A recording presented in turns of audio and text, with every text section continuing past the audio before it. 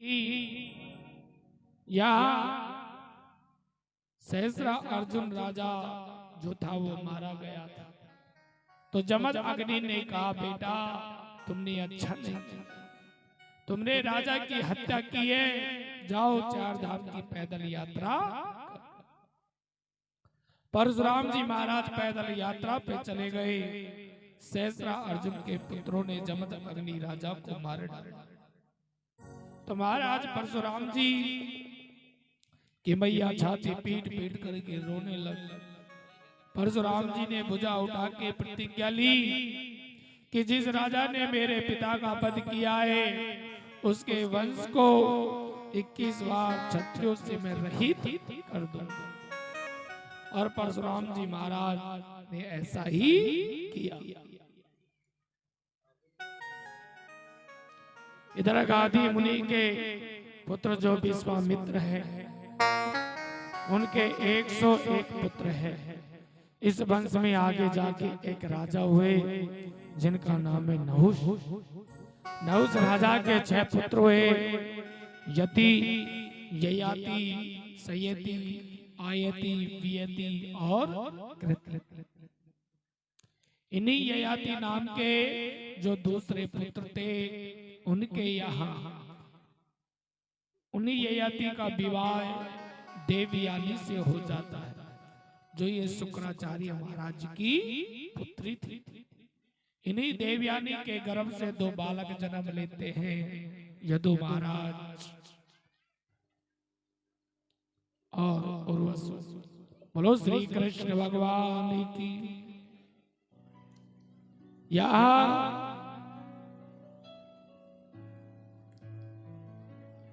यदु और उर्वशी ये 2 पुत्र हुए और दासी के 3 पुत्र हुए, ध्रुव, अनु और पुरु। इनके साथ में एक दासी भी जो आई। पुरु राजा के यहाँ दुष्यंते हुए और इनकी पत्नी का नाम है शकुंतला। शकुंतला के यहाँ भरत जी महाराज ने जन्म लिया। बोलो भरत जी महाराज की। रंती देव भरत जी महाराज के आगे जाके रंती देव महाराज हुए और रंती देव राजा के वंश में आगे चल के ये कुरुवंश कहलाया। और ये कुरुवंश कौरव और पांडवों का वंश बना। बोलो श्री कृष्ण भगवान की। इसी वंश में एक शाखा होती है पांचाल वंश की, मगध वंश की। ययाति राजा के सबसे बड़े पुत्र जो यदु महाराज थे, यदु राजा की कई पीढ़ियों के बाद एक राजा हुए देवमिड। देवमिड राजा के 2 पत्नी थी, एक पत्नी के पुत्र हुए अर्जन और पर्जन और दूसरी पत्नी के पुत्र हुआ जिन्हें का नाम हुआ सूरसेन। अर्जन और पर्जन के 9 पुत्र हुए जिनको माताओं कहते हैं नवनंद, जिनको कहते हैं नंद बाबा। बोलो श्री कृष्ण भगवान की। दूसरी पत्नी के हुए सूरसेन। सूरसेन के पुत्र हुए वसुदेव जी और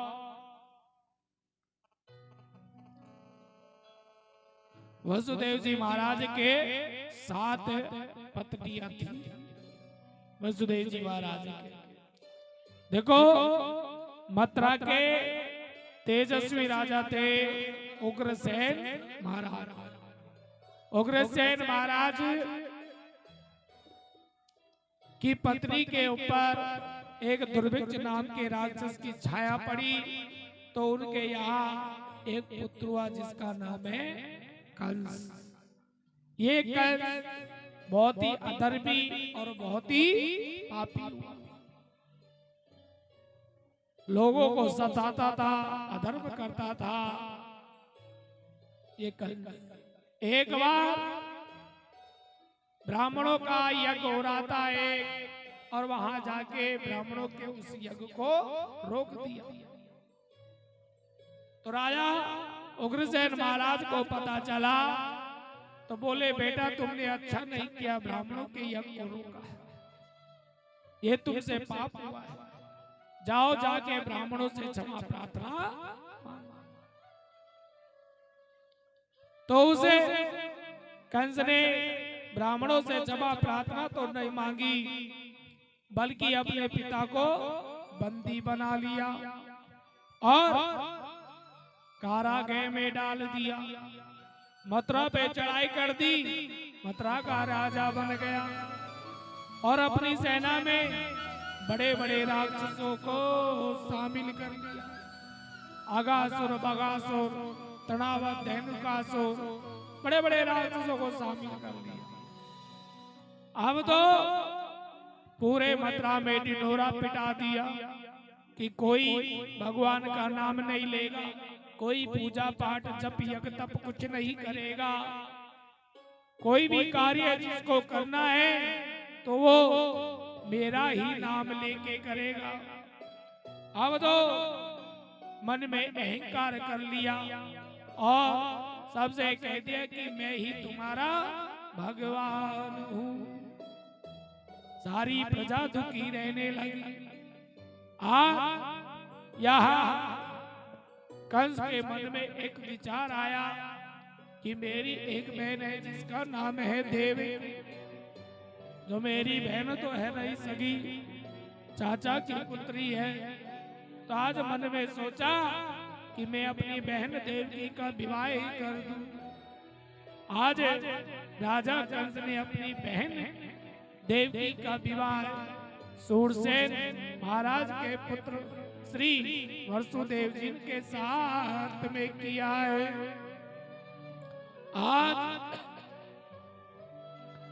आज मेरे सजनों बड़े खुशी से बहन का विवाह किया।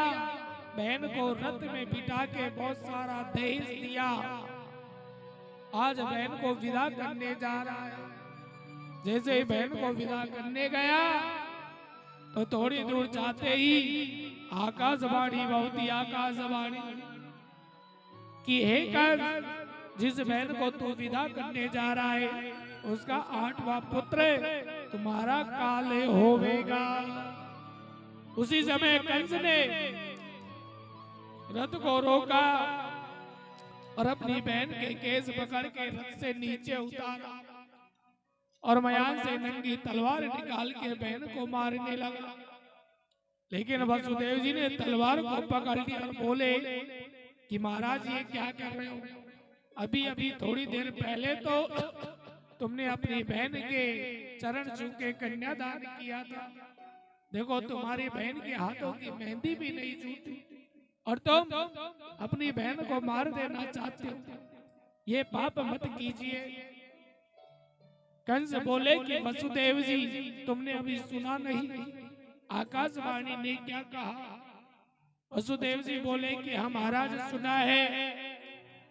मैं तुम्हें वचन देता हूँ कि तुम्हारी बहन से जो पुत्र होगा जन्म लेते ही तुम्हें लाके दे दूंगा, लेकिन अपनी बहन को छोड़ दीजिए, इसे मत मारिए। आज वसुदेव जी महाराज के ऐसे वचन सुनकर कंस को दया आ गई और छोड़ दिया। अब तो कुछ समय बीता, समय पाके पहला पुत्र हुआ, लाके वसुदेव जी ने कंस को दिया। तो कंस बोले कि ले जाओ, मेरे को इससे कोई भय नहीं है, मैं तो 8वें बालक को मारूंगा। देवताओं ने देखा कि ये कंस ने अच्छा नहीं किया, देवकी के पहले पुत्र को जीवित छोड़कर। अगर ऐसे ही कंस ने पुत्रों को छोड़ दिया तो मेरा गोविंद का अवतार होने में तो बड़ा ही समय लग जाएगा। तो देवताओं ने देव ऋषि नारद जी को भेजा है। नारायण नारायण करते हुए देव ऋषि नारद जी आए और बोले कि महाराज कंस, ये तुमने क्या किया?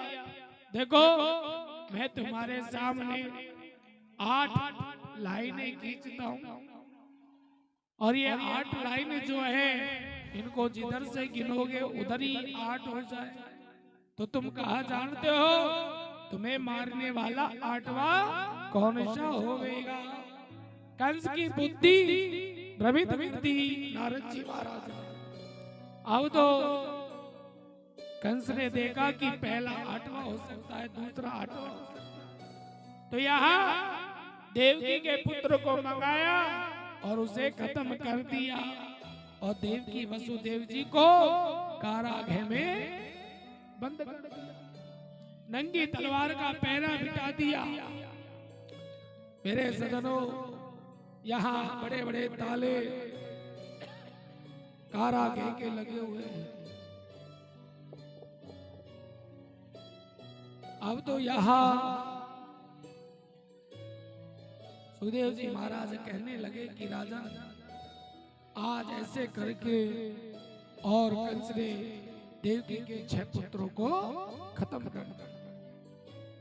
7वें में स्वयं मेरे भगवान शेष के अवतार आते हैं। 7वां गर्भ भगवान ने खंडित कर दिया और देवकी के गर्भ से खींच करके और रोहिणी के गर्भ में स्थापित कर दिया। जो गोकुल में रहती थी ये भी वसुदेव महाराज की पत्नी थी। अब तो 8वें में स्वयं मेरे भगवान जी आते हैं। अब तो माताओं, अब तो धीरे धीरे आज यहाँ आ गया है भादों का महीना। आज भादों का महीना है, रात्रि का समय है, सब लोग सोए हुए हैं, गहरी निद्रा, रिमझिम रिमझिम बरसात हो रही है। और आज मेरे भगवान नारायण आज भादों के महीने में कृष्ण पक्ष अष्टमी तिथि के दिन रात को 12 बजे 4,000 रूप से आज शंख चक्र गदा पद्म धारण किए हुए और कारागृह में प्रकट हो जाते हैं। बोली 4 भुजानाथ भगवान की जय हो, बोली नारायण भगवान की जय हो। जैसे ही भगवान प्रकट हुए तो मई माता देवकी वसुदेव जी जा रहे। बोले कौन? बोले मैया मैं आपका पुत्र। बोले इतना बड़ा कोई बेटा होता है? 4 हाथ वाला कोई पुत्र होता है? लोग क्या कहेंगे? बोले भैया हम तो इतने ही बड़े होकर आते हैं, आपने पूर्व जन्म में तपस्या करी कि आप जैसा पुत्र हो तो हम आपके पुत्र बन गया। और हमने सोचा कि मामा कंस जो है बालक को जन्म लेते ही मारने आ जाता है, तो हमने सोचा कि जो काम 11 वर्ष बाद करना है वो काम आज ही कर देते हैं। बोले ये तो ठीक है, लेकिन लोग क्या कहेंगे और तुम्हें बालक कैसे माने, कैसे तुमको गोदी में लेवे लाड प्यार प्रेम। बालक तो छोटा सा होता, तुम छोटे बालक बनोगे तभी हम बालक कहेंगे, पुत्र कहेंगे। अब तो मेरे भगवान बालक रूप में आ जाते हैं, बाल कृष्ण बन जाते हैं। पूरी बाली कृष्ण भगवान की जय हो। अब तो यहाँ बाल कृष्ण रूप में भगवान आ गए और बोले कि मैया आपने मेरे को इतना छोटा कर दिया कि मैं आपकी रक्षा नहीं कर सकता, बल्कि आपको मेरी रक्षा करनी होगी। बोले कैसे? मैं गोकुल में पहुंचा दो, वहां मेरी माया ने जन्म लिया है। तो आज वासुदेव जी मेरे ठाकुर जी को लेकर गोकुल में जा रहे हैं। बोले कृष्ण कन्हैया लाल की जय हो। और आज वासुदेव बाबा मेरे प्रभु को लेकर गोकुल की ओर जा रहे हैं और यहाँ हम सब भगवान की झांकी के दर्शन करेंगे और बालकृष्ण भगवान की झांकी का दर्शन करें और सभी स्वागत करेंगे उनका। बोलो श्री कृष्ण भगवान की जय। ऐसे नहीं मैया, जोर से जय बोलो एक बार। बोलो बाली कृष्ण लाल की। और देखो माताओं, कल कथा जो है, कल की कथा भी बड़ी सुंदर है, क्योंकि कल बाल कृष्ण भगवान की बाल लीलाएं की कथा होगी। और कल यहाँ होगा, कल कथा के अंदर बहुत ही अच्छी कथा का प्रसंग भी होगा, और वो है गोवर्धन पूजा। गोवर्धन गए हो? कौन कौन गया है गोवर्धन? हाँ, तो देखिए गोवर्धन महाराज का बड़ा महत्व है। एक तो दक्षिण दिशा में तिरुपति बालाजी महाराज और हमारे ब्रज में गिरिराज महाराज, ये दोनों प्रत्यक्ष देवता है। तो कल गोवर्धन पूजा है। गोवर्धन पूजा पे 56 भोग लाने हैं आपको, और अन्न का दान भी होता है कल। अन्न में गेहूं लेके आए गोवर्धन पूजा पे। तो ये बहन जी जो पर्ची दे रही है, इसमें जो भोग लिखा हुआ है, जिसके जो भोग आवे वो घर से या बाजार से जैसा भी जो वो लेके आवे, और जितना अन्न लिखा है उतना अन्न लेके आए, क्योंकि कल गोवर्धन पूजा है और 56 भोग की झांकी सजाई जाएगी और अन्न का दान करेंगे तो बड़ी कृपा होगी। क्योंकि ये गोवर्धन महाराज हमारे प्रत्यक्ष देवता है, गिरिराज जी महाराज प्रत्यक्ष देवता है। बोलो श्री कृष्ण भगवान की जय हो। और देखो, जिन माता बहनों के पर्ची नहीं आई हो तो वो अपने हिसाब से भोग लेके आवे और अपने हिसाब से अन्न का दान लेके आ जाए। जिनको पर्ची नहीं मिली वो लड्डू, पुआ, पूरी, जलेबी, कचौरी, दाल बाटी, चूरमा, हलवा पूरी, रसगुल्ले, बर्फी, मर्ती, बालूशाही, दूध, दही, जो भी जिससे बने लेके आएंगे।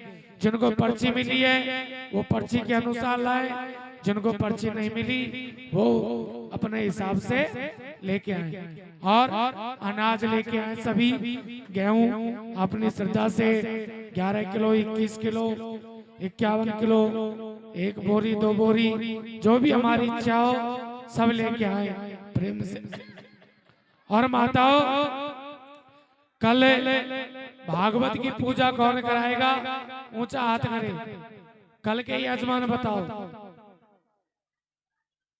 हाँ, क्या नाम है?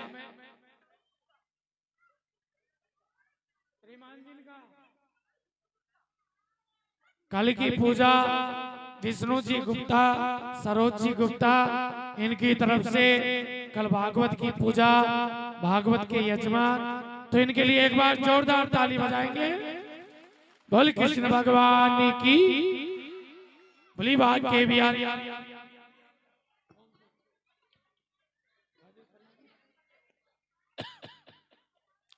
और एक यजमान और है कल, राजेश जी शर्मा।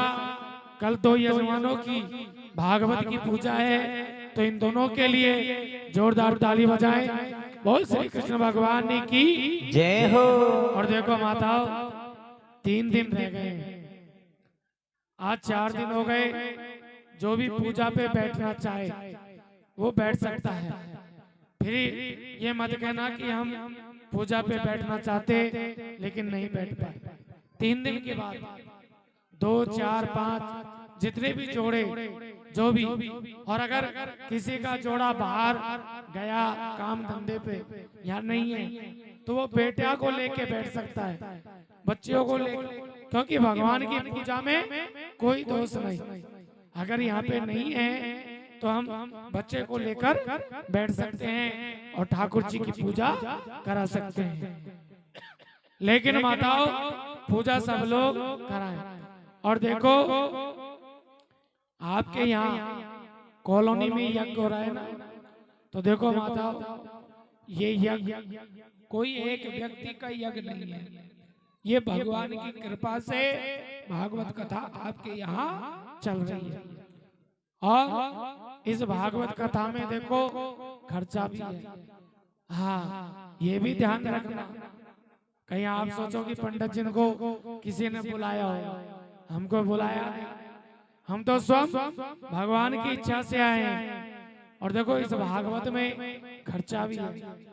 ये जो टेंट जिसके नीचे आप बैठे हो ना, ये भी किराए का है, 25-30 हजार रुपए का। और ये जो भजन गा रहे हैं ना, ये बड़े अच्छे अच्छे भजन, ये भी सब किराए के हैं। ये पंडित लोग जो सेवा कर रहे हैं, ये जो है ये भी सब किराए से है। ये साउंड जो बज रहा है, जो में हम बोल रहे हैं, ये भी किराए का है। तो देखो यहाँ जो भी व्यवस्था हमने की है वो सब किराए से है। और देखो करने वाला तो एक भी सहयोग कर देता है, क्योंकि भगवान के यहाँ सहयोग करना भाग्य की बात होती है। जो भगवान के सहयोग करता है, एक भी करता है। कहीं कहीं कथा होती है, अभी पीछे को हमने कथा करी थी, तो उनका नाम तो ध्यान नहीं है, एक गुप्ता जी थे जिन्होंने अकेले ने 41,000 रुपए का सहयोग दिया था, और बाकी तो सभी माता बहनों ने ही सहयोग किया। तो देखो भागवत, एक बेटी की शादी करो, चाहे आप भागवत कथा करो, बराबर होता है, लाखों रुपए खर्च होता है।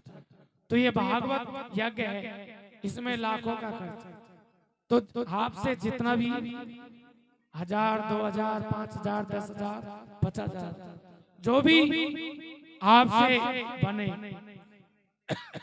जितना भी आपसे बने, सब लोग सहयोग करें ज्यादा से ज्यादा, क्योंकि ये यज्ञ को कराने वाले आप सब लोग हैं।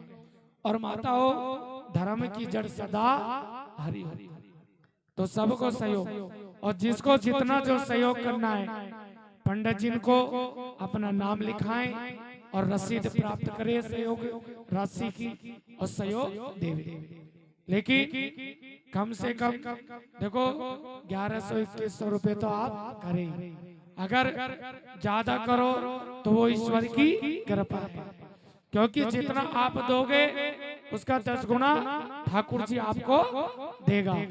तो इसलिए माताओं, सब लोग यहाँ अपना नाम लिखाएंगे, और कल से ही अपना सहयोग, क्योंकि 3 दिन बचे हैं, जितना भी जो सहयोग है, हाँ सब लिखा है। और ये देखो कुछ माता बहनी ये न सोचे कि भाई सहयोग का बोल दिया तो कल से कथा सुनने नहीं आए, तो ऐसा नहीं सोचना है। देखो अगर मन में भाव श्रद्धा है तो सहयोग करें, लेकिन कथा सुनने सब आए, और सहयोग तो आप सबको ही करना है। तो ऊंचा हाथ करो, कौन कौन सहयोग करेगा? जय हो। आप लोग नहीं करोगे सहयोग? जय हो। फिर तो ये पंडित जी ऐसे जाएंगे यहाँ से। हाँ, फिर तो हमको ये टेंट वाले, साउंड वाले और ये पंडित लोग जाने भी नहीं देंगे आपकी कॉलोनी से। हाँ, ऐसा देखो सब लोग को सहयोग करना है, ज्यादा से ज्यादा, जितना ज्यादा हमसे बनी सब। और पूजा पे भी, हाँ देखिए शीतर जी शर्मा जिन्होंने 1100 रुपए का सहयोग दिया और शुरुआत की, तो इनके लिए जोरदार ताली बजाएंगे।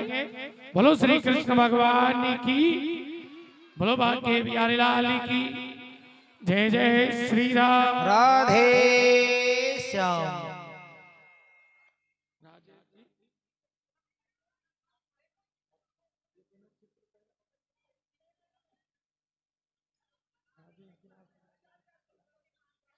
हाँ, और कल भी एक भगत जी देर गए राजेश जी शर्मा 1100 रुपए, उनके लिए भी जोरदार। कल से सब लोग अपना देखो, आप अगर 1000 2,000 करोगे ना तो इतनी माता बहनें आती हैं तो भी पूर्ति हो जाएगी। हाँ, कोई बड़ी बात नहीं है। और 1000 2,000 रुपए एक डॉक्टर के पास चले जाओ, थोड़ा सा बुखार चढ़ जावे तो 1500 हमें खर्च हो जाए। फिर ये तो ठाकुर जी की कृपा है, और यहाँ दोगे तो कोई कमी नहीं आएगी। इसलिए सब सहयोग करें और ज्यादा से ज्यादा पूजा पे बैठे। कल गोवर्धन पूजा है, तो देखो जैसे आप लोग आ जाए हो ऐसे ही 3 दिन और आपको आना है।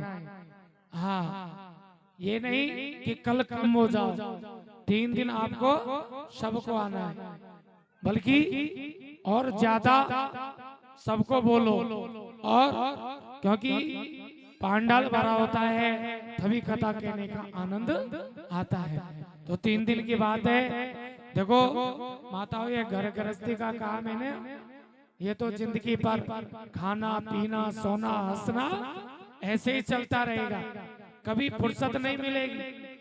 3 दिन और है भगवान की कृपा के, इसलिए घर गृहस्थी से समय निकाल के और 3 दिन जरूर इसका लाभ लें, और सब ज्यादा से ज्यादा। तब आइए हम भगवान की झांकी के दर्शन करेंगे।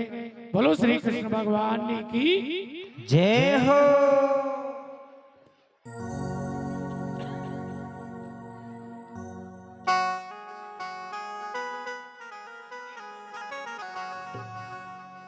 श्री राधे बोली वृंदावन बिहारी लाल की। सभी शांत हो जाएं, 1 मिनट। कोई बोलेगा ना उसको मैं सौगंध दिला दूंगा।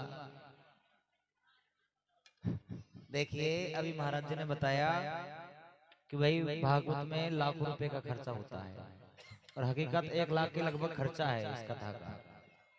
टेंट बताया था महाराज जी ने, साउंड हम बताए थे किराए के, हकीकत में किराए के हैं। कोई भी पैसे छोड़ने वाला नहीं है, और छोड़ भी दे कोई बात नहीं, लेकिन इस कलयुग में पैसे के बगैर कुछ चलता भी नहीं है भाई। भाई हरे हाँ भूखे वजन नहीं होए गोपाला। तो सभी से हमारा तो देखिए यही निवेदन है कि आपकी कॉलोनी से महाराज जी निराश होकर के नहीं जाएंगे। ज्यादा कुछ नहीं चाहिए, 1000 2,000 रुपया दोगे ना आप लोग तो बढ़िया अच्छी कथा हो जाएगी, अच्छी पूर्ति हो जाएगी।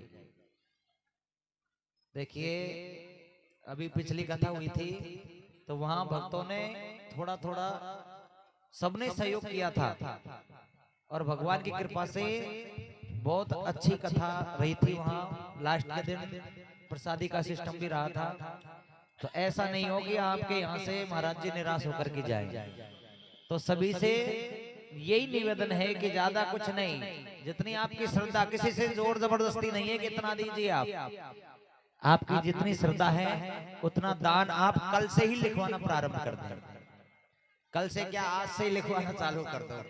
हमारे पंडित जी हैं, वो डायरी लेकर के बैठे रहेंगे, आप सभी जरूर लिखवाएं। बोली बांके बिहारी लाल की। अब झांकी के दर्शन करेंगे सभी। देखिए श्रीमान जी विष्णु जी गुप्ता जी, इनकी तरफ से 5100 रुपए का सहयोग, इनके लिए जोरदार ताली बजाएं। बोली कृष्ण कन्हैया लाल की। भैया थालियों में कंजूसी मत करो, ताली तो जोर से बजाओ। हाँ जोर से ताली बजाएं। बस इस तरीके से ही भक्त लोग सहयोग करेंगे तो देखिए पार हो जाएगा। थोड़ा थोड़ा सब लोग जितने ज्यादा हो सके उतना प्रेम से सब सहयोग करें और सब इसका लाभ लें, क्योंकि आप जानते हो यज्ञ की पत्नी का नाम भी क्या, दक्षिणा।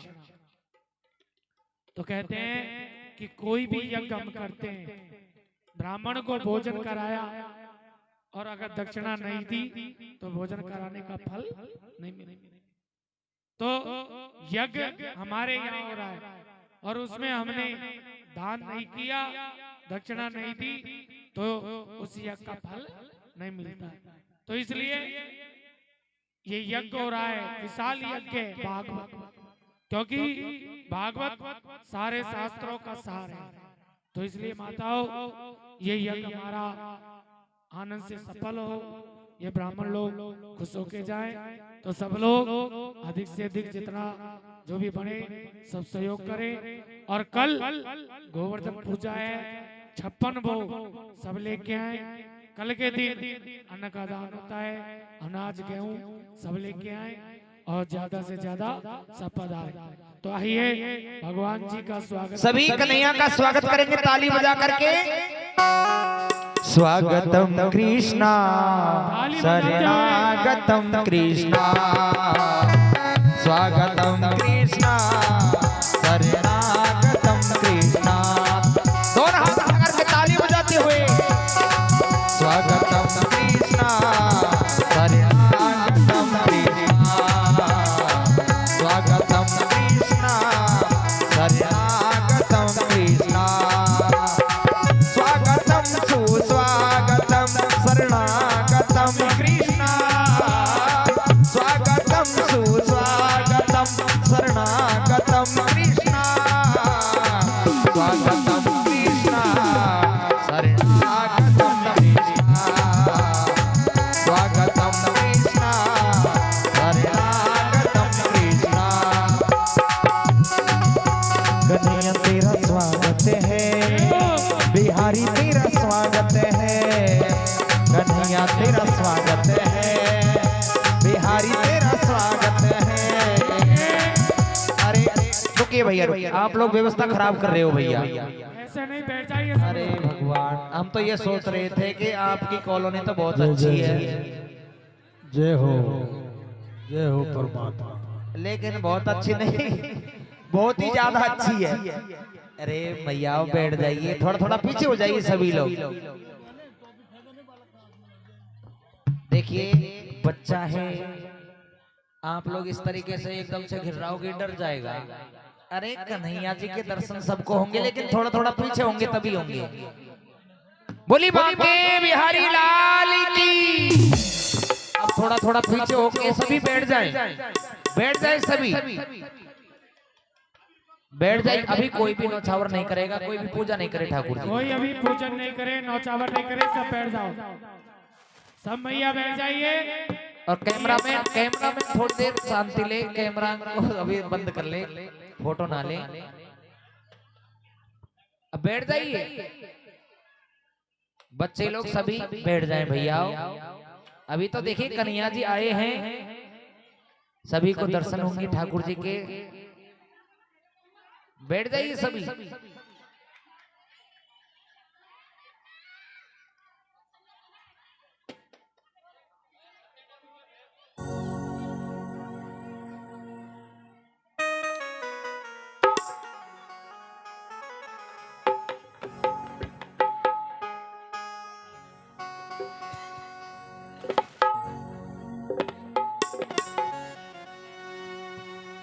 अरे भादों की रात काली झुकी रे अंधेरिया, भादों की रात काली झुकी रे अंधेरिया, जायो देवी की निलाल भयो अजबी कमाल, देखो जेलन में। देखो माता बहने, ये जो पास में खड़ी है ने, इनसे निवेदन है कि बैठ जाए।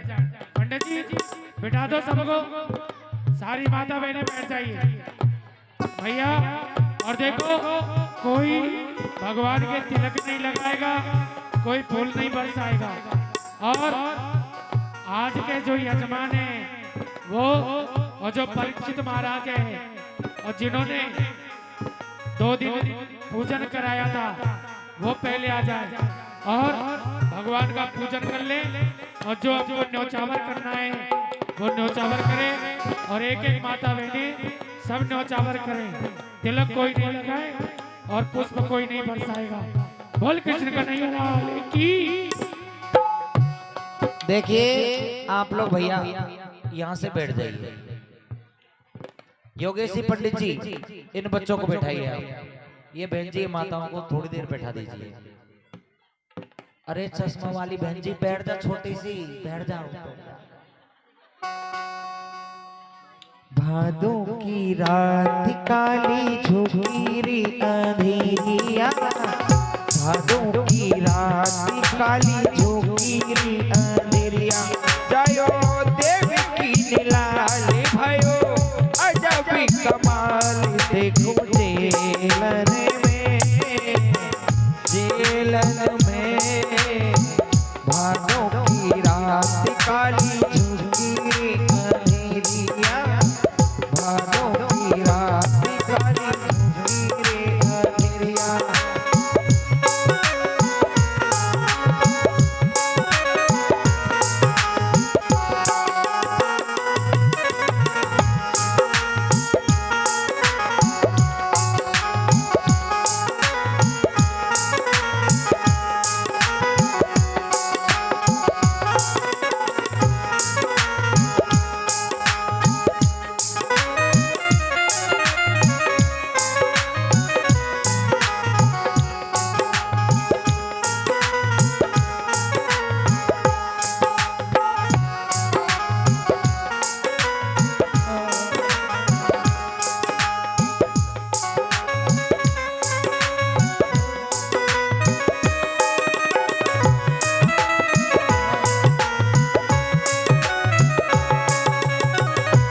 अद्भुत शक्ति पैदा हो गई जेलन के दरम्यान हो, अद्भुत शक्ति पैदा हो गई जेलन के दरम्यान हो।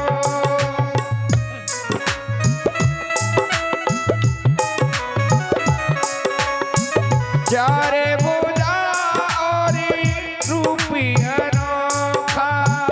चारे भुजा और रूप अनोखा, जयति चंद्र समानी हो, हाथे हाथे चंद्र और गदा बिराजे, हाथे चंद्र और गदा बिराजे, नैना बड़े ही कमाल, नैना बड़े ही कमाल देखो जेलन में, जेलन में भादों की रात काली झुकी रे अंधेरिया, भादों की रात काली झुकी रे अंधेरिया, जायो देव की निलाल भयो अजब कमाल देखो जेलन में, जेलन में भादों की रात काली झुकी रे अंधेरिया, भादों की रात काली झुकी रे अंधेरिया, भादों की रात काली झुकी रे अंधेरिया। बोली वाले कृष्ण लाल की। श्री राधे। देखिए इस तरीके से एकदम से भीड़ ना करें, एक एक दो दो माता और भी बहनें आगे आए जाए। और ठाकुर जी का दर्शन करें, बोल नौछावर कृष्ण करें। कन्हैया लाल की। और ठाकुर जी को तिलक मत लगाना भाई, केवल ठाकुर जी के दर्शन करें, चरण स्पर्श करें। और दूर से देखिए बच्चा है डर जाएगा, आप लोग दूर से न्यौछावर कर दीजिए। और इस तरीके से इकट्ठी ना हो, भीड़ ना करें, भीड़ करेंगी तो सारी व्यवस्था खराब हो जाएगी भैया।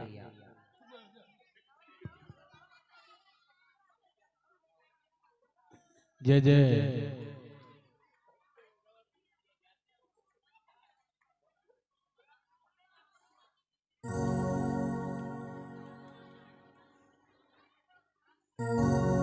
जय जय।